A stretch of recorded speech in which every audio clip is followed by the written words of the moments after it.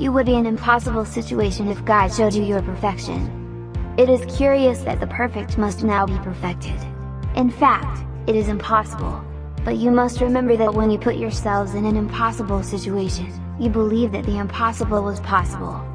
You cannot deny that when you believe something you have made it true for you.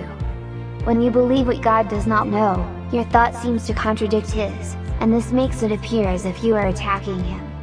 We have repeatedly emphasized that the ego does believe it can attack God, and tries to persuade you that you have done this. If the mind cannot attack, the ego proceeds perfectly logically to the position that you cannot be mind. By not seeing you as you are, it can see itself as it wants to be.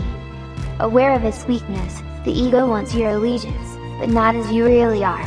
The ego therefore wants to engage your mind in its own delusional system, because otherwise the light of your understanding will dispel it.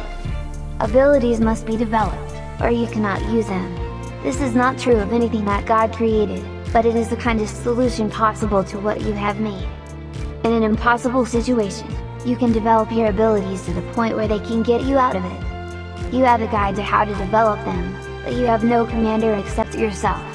This leaves you in charge of the kingdom, with both a guide to find it and a means to keep it. You have a model to follow who will strengthen your command, and never detract from it in any way. You therefore retain a central place in your perceived enslavement, a fact which itself demonstrates that you are not enslaved. You are in an impossible situation only because you thought it was possible to be in one. You would be in an impossible situation if God showed you your perfection, and proved to you that you are wrong.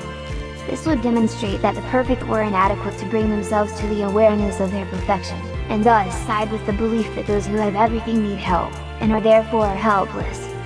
The ego wants no part of truth, because the truth is that it is not true. If truth is total, the untruth cannot exist. Commitment to either must be total, because they cannot coexist in your minds without splitting them. If they cannot coexist in peace, and if you want peace, you must give up the idea of conflict entirely and for all time. This requires vigilance only as long as you do not recognize what is true. While you believe that two totally contradictory thought systems share truth, your need for vigilance is apparent. Your minds are dividing their allegiance between two kingdoms, and you are totally committed to neither. The Son of God cannot be bound by time or place, or anything God did not will. Each sees a world immutable, as each defines the changeless and eternal truth of what you are.